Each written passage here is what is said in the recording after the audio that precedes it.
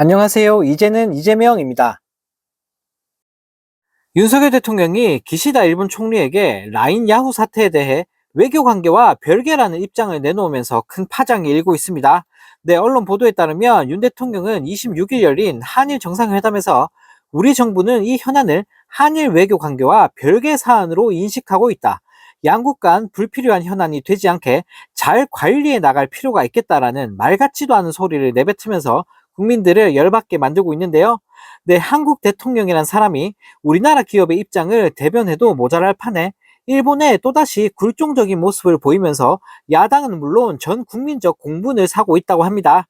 네, 황정아 더불어민주당 대변인은 서면 브리핑을 통해 비공개 회의에서조차 라인 강탈 야욕 철회를 촉구하기는커녕 한일 관계랑 별개 사안 잘 관리해야 한다며 관전평이나 내리고 있다라며 일본의 스스럼 없는 역사 왜곡 독도 침탈과 국내 기업 강탈 야욕에도 손 놓고 바라만 보는 것이 윤 대통령식 한일 관계 도약 전기이고 관계 복원이냐라며 강하게 비판했다고 합니다. 네, 민주당 이해식 수석 대변인 역시 논평에서 윤 대통령은 양국 간 불필요한 현안이 되지 않게 잘 관리해 나갈 필요가 있겠다며 파장 축소에 안간 힘을 썼다며 일본의 라인 강탈에 엄중히 항의하지 못하는 윤 대통령의 외교는 굴욕 외교의 끝판왕이 아닐 수 없다라고 지적했다고 합니다. 네, 한편 이 소식을 접한 네티즌들은 그냥 다 떠먹여 주는구나. 아예 독도도 뭐고 다 갖다 바쳐라. 자국민한테만 가혹하고 일본에는 한없이 너그럽네. 영업사원 맞긴 맞네. 나라 팔아먹는 영업사원. 외교라는 게 국가 간의 이익을 도모해야지 뭐 술 한잔 하려고 만난 거냐라는 댓글을 달며 비판했다고 합니다. 네, 정말 어이가 없습니다. 일본이 대놓고 우리 기업을 강탈하려고 하는 상황에서 대통령이란 인간이 강 건너 불구경이나 하고 있으니 네, 정말 기가 찰 따름입니다. 네, 또 다른 소식입니다. 최상병 특검에 거부권을 날린 윤 대통령이 제대로 역풍을 맞고 있다고 합니다.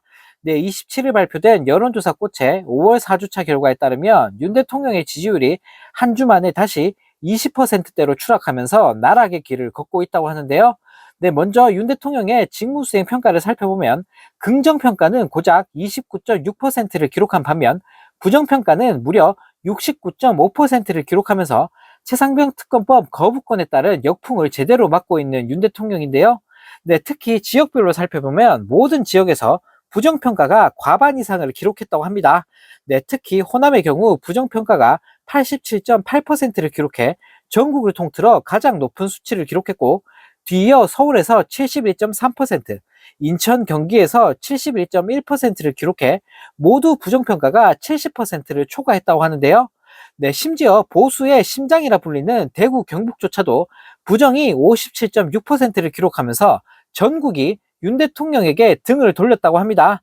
네, 또 노년층인 60대의 경우 42.6%대 55.9%로 부정평가가 과반 이상을 기록했고, 심지어 윤 대통령의 최후의 보루를 할 수 있는 70대 이상 노년층마저도 48.3%대 51.1%로 부정평가가 소폭 더 앞섰다고 하는데요.